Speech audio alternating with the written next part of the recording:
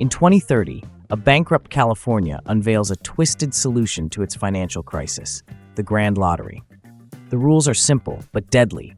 Each lottery day, one random winner is chosen. The chosen winner must survive until sundown, while everyone else with a losing ticket is free to hunt them down for the multi-million-dollar reward, with only one rule: no guns allowed. On one chaotic lottery day, a rugged survivor darts through the streets, fending off relentless attacks. His survival skills keep him ahead of the bloodthirsty crowd. Wounded and exhausted, he finds temporary refuge in a quiet home, where an elderly maid, Grandma Tala, is babysitting a baby. Harmless and sweet on the outside, Tala hides her true intentions. The rugged man believes he's safe, until Grandma Tala, in a chilling twist, strikes him down without hesitation. Johnny Grand, the charismatic TV host of The Lottery Show, arrives with cameras rolling. He hands Grandma Tala a $22 million check. Former child star Katie Kim arrives in Los Angeles with dreams of reigniting her acting career, blissfully unaware of the upcoming Grand Lottery, boasting a staggering $3.6 billion jackpot after weeks without a winner. On the bus ride, Katie crosses paths with a belligerent father, harshly berating his young daughter for not landing a movie role. Without hesitation, Katie steps in, playing the role of a cop, putting the man in his place. Her boldness catches the attention of an elderly woman named Irene, and the two strike up a brief, seemingly harmless conversation before parting ways. After a while, Katie realizes that Irene has stolen her watch. Katie rents a room from Shadi, a self-absorbed influencer, and Shadi's equally annoying boyfriend DJ is always hanging around. It's only been few hours, and Katie's already regretting her decision. The next morning, things go from bad to worse. Sewage from the apartment upstairs starts leaking through the ceiling and destroying all her clothes. With an important audition looming, Katie scrambles for a solution, only to be forced into paying Shadi $40 to rent an outfit from her flashy, over-the-top wardrobe. Katie hails an Uber to her audition. Her annoying driver, an ex-construction worker, excitedly tells Katie about the time she installed a panic room in Machine Gun Kelly's house, turning the car ride into an unexpectedly weird trip. Katie shows up for what she hopes is her big break. After paying a ridiculous $400 just to audition for a role, the whole thing turns out to be a disaster.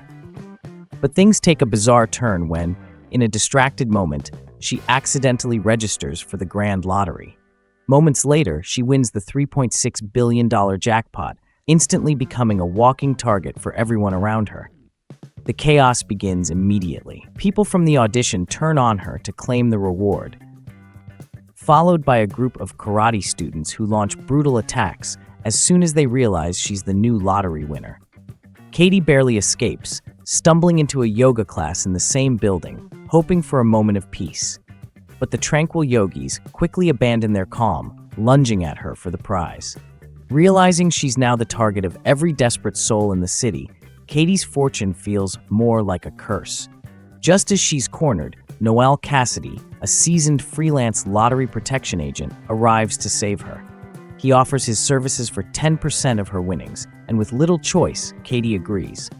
Together, they fight their way through the mob, Noel using non-lethal force to fend off dozens of attackers as they make their escape in his car.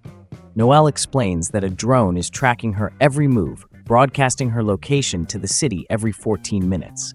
The only way out of this nightmare is to reach the Grapevine on the outskirts of Los Angeles, where she can officially quit the lottery. But before they can catch their breath, a gang of ruthless bikers descends on them, hurling knives and gasoline bombs in a deadly chase. In a wild battle, Katie and Noel fight back, taking out their attackers one by one. Katie's mistrust of Noel grows as she realizes he stands to gain nothing if she quits the lottery. The police arrive, just when she thinks she's found a moment's peace. But the relief is short-lived. She soon realizes that even the cops are in on the hunt, wanting her dead for the jackpot. With her heart racing, Katie bolts on foot, desperate to escape. On her way, a sympathetic security guard offers her refuge in a wax museum, hoping to shield her from the chaos outside. But just as she begins to catch her breath, her phone buzzes with a call from Shadi. The call leads both Shadi and DJ straight to Katie's location. Without warning, Shadi and DJ burst into the museum, launching a vicious attack in their desperate attempt to claim the lottery prize for themselves. But Katie manages to escape, and just when it seems all hope is lost, Noel bursts in to rescue her. The duo races through the streets, pursued by Shadi, DJ, and busload of tourists. Katie and Noel race to Machine Gun Kelly's mansion, determined to seize control of his panic room. With quick precision, they shoot him with tranquilizer darts, rendering him unconscious. But despite their temporary victory, Katie's distrust of Noel lingers, and she remains on high alert as he reassures her of his good intentions, insisting he's a nice guy at heart. Just when they think they have the upper hand, Shadi storms in, dragging MGK toward the shimmering pool. Without hesitation, she tosses him into the water, and he spills the passcode for the panic room. With no other options, Noel reluctantly calls in a favor from the Lewis Protection Agency. The LPA springs into action, executing their plan to short-circuit the mob's phones. Chaos erupts as the devices begin to explode, sending fireballs shooting through the air and forcing the mob members to flee in terror.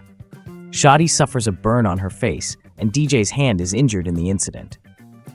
Agent Hyote arrives, rushing Katie and Noel away to safety. Inside the gleaming high-tech walls of the LPA facility, Katie faces Louis Lewis, the head of the agency. He agrees to protect her, but only in exchange for a 30% cut of her lottery winnings. Frustrated, Katie argues that Noel had her back long before the LPA entered the picture, insisting that Louis assign a portion 30% commission of his cut to Noel instead.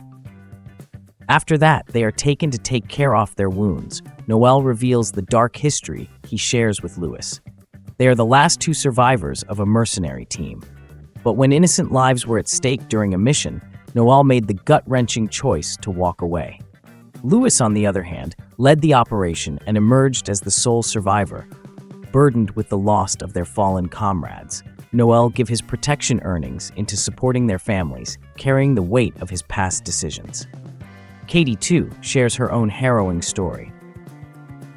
Once a promising child actor, her life took a turn for the worse when her father vanished with her savings the day after her 18th birthday. With her mother falling ill soon after, Katie had no choice but to give up her dreams and become the caretaker of her family. As preparations are made for her escape, Katie is fitted with an elaborate prosthetic disguise. But something doesn't sit right with Noel. He suspects that the LPA may be involved in a far more sinister game, killing them to keep lottery winners anonymous and seizing their fortunes. His fears are confirmed when Louis insists that Katie be separated from him during her transport to a safe house.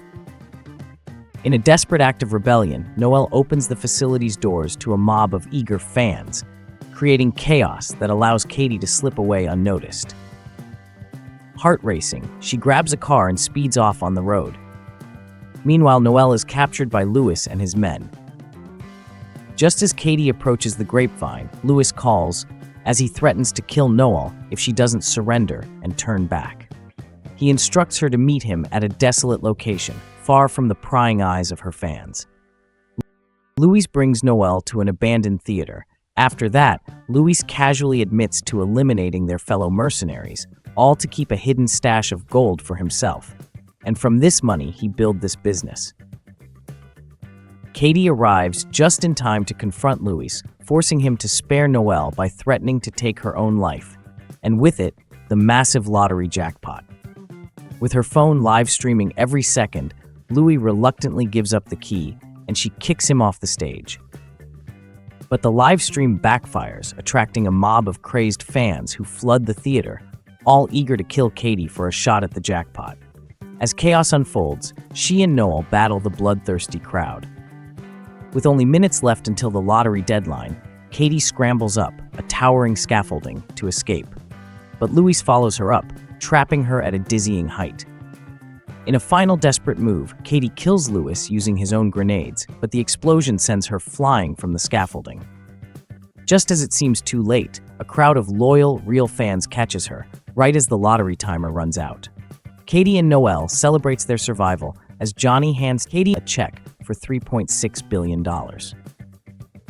6 months later, Katie and Noel have turned their lottery windfall into a powerhouse empire, launching a mix of businesses and nonprofits. Among them is their protection agency that offers free security for lottery winners. We also get a glimpse of their lavish side as the duo cruises on a gleaming super yacht, sharing a sly smile as they admit to each other that wealth has undeniably changed them. Thank you for watching Movie Mind. Subscribe for more update.